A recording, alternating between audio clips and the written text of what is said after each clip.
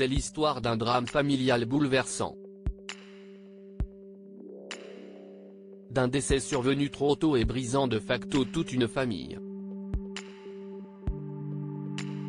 En 2002, Laurette Fugain, 22 ans, meurt à l'hôpital d'une leucémie, laissant derrière elle son père, le célèbre chanteur Michel Fugain, sa mère, Stéphanie, sa grande sœur Marie et son petit frère Alexis. Suite à son décès, le socle familial s'effondre, l'interprète d'une belle histoire se sépare de la mère de ses enfants, se plonge dans la musique et refait sa vie avec une autre femme, Sanda. Stéphanie se lance corps et âme dans une association qui porte le nom de sa défunte enfant.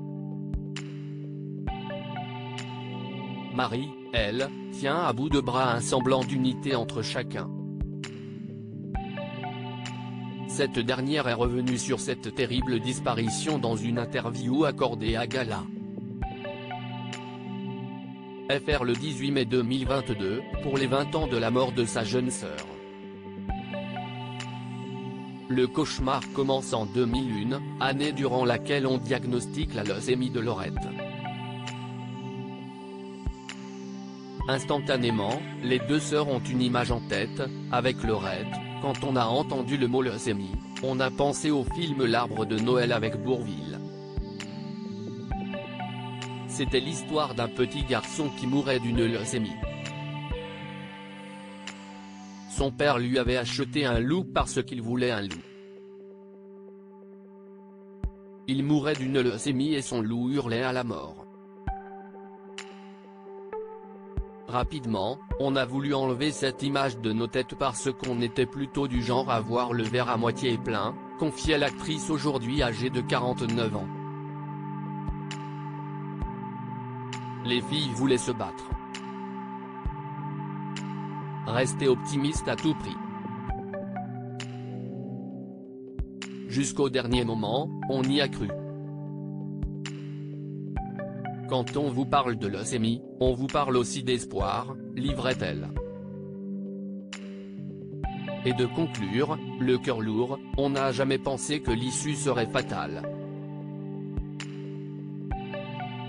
Supérieure à ces célébrités qui ont vécu la perte d'un enfant, Marie Fugain très proche de sa sœur Laurette. La mort de Laurette a été d'autant plus bouleversante pour Marie que les deux sœurs entretenaient une belle relation. Au moment de sa disparition, j'avais 28 ans, elle en avait 22, on était très proches.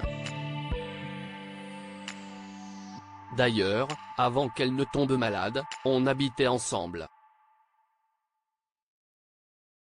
Quelques années auparavant, bien sûr, elle m'énervait comme une petite sœur peut énerver sa grande sœur.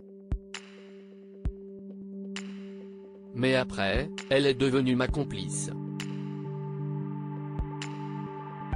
Un an après le décès de sa cadette, l'artiste a donné naissance à son premier enfant, un petit garçon prénommé Elliot, né de son mariage avec le chanteur Richard Charest.